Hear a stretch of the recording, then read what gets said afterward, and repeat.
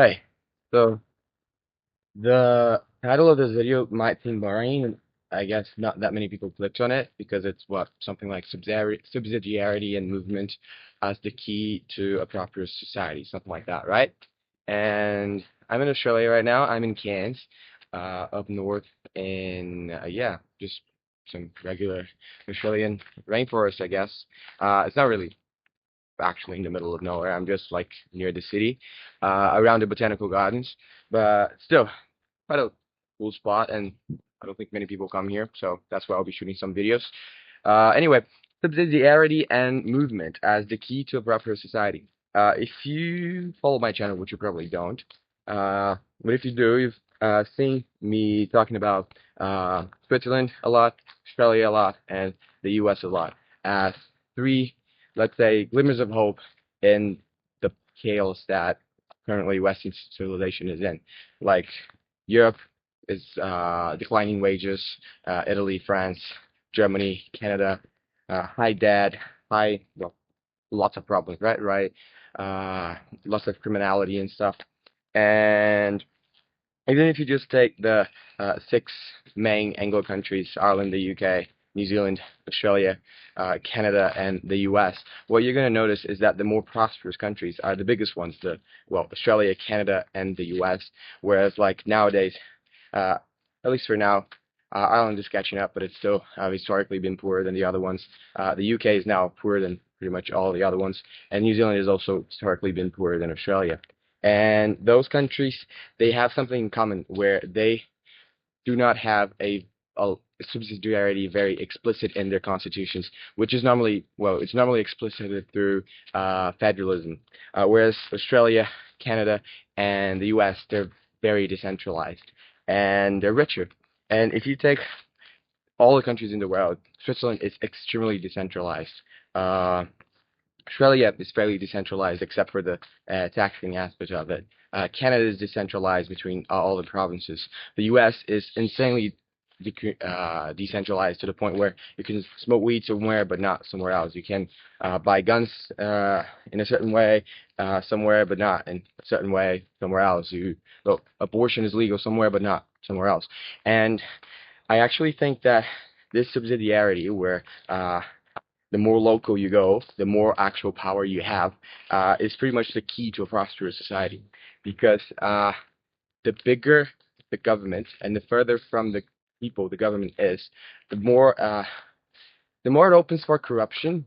But also, even if you're not if considered corruption, it also opens up towards uh, let's call it inefficiency because you don't really know what people want, and it's hard for like a national government like all of the UK to properly govern well 60 million people, whereas like in Switzerland it's already a smaller country, and on top of that the cantons are very autonomous, which makes it much easier for gradual change to be implemented.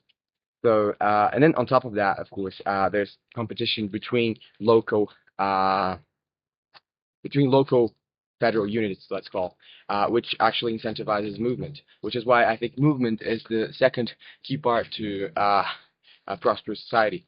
This freedom of movement between different legislations is what allows for efficiency. Because if one legislation starts legislating really bad, or starts being really corrupt, or taxing too much, or taxing too little, or offering too much, or offering too little, it's much easier for you to change because you're still a citizen of the overall country overall.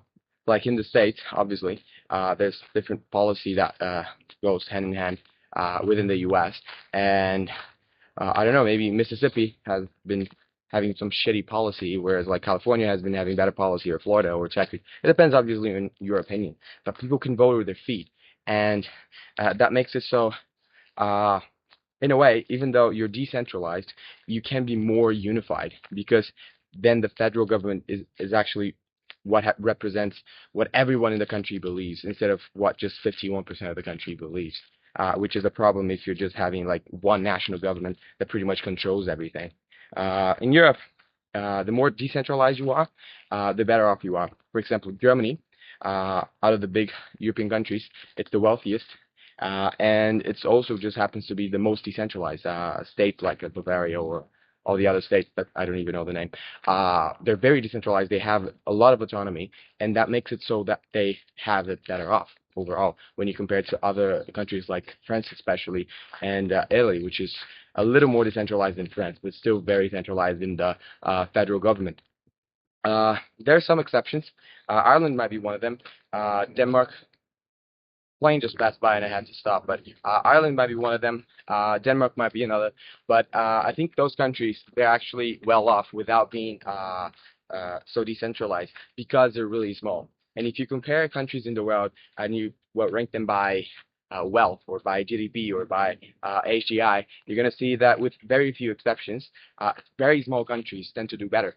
And the few good countries like the US, big countries like the US or Canada or Australia, that are actually on top, they're only on top because they're very decentralized. Whereas countries that especially are big or are big and centralized, they're normally a little screwed over. And in the West, we can give an example such as France, but in overall the globe, Brazil is very centralized. China is obviously very centralized. India is fairly centralized, even though it is, well, both India and Brazil, they're federal in the words, but and in the paper, but they're not actually federal in the sense of like having that much autonomy for each of the local communities and etc. Argentina, which has been historically pretty much the richest country in South America since ever, really, and even though it's been really going down lately, it's still the richest in South America. You ever get Argentina's constitution and you give it a go, you're going to see that a lot of the power is decentralized into the provinces, much like, let's say, Canada.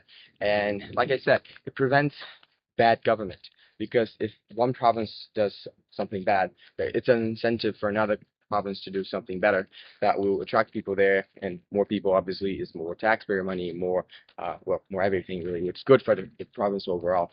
And so subsidiarity and movement, more than whether you have a certain constitutional right or not, or more than most other things, they actually are key to having a developed society. I'll give you an example. Australia barely has any rights. If you see the Australian Constitution, it virtually has no rights. America, on the other hand, has a very specific enumerated number of rights in the Bill of Rights, which is, well, all right. And then Switzerland has a lot of rights. If you read the Constitution of Switzerland, there's a lot of like very specific, very like all over the place kind of rights.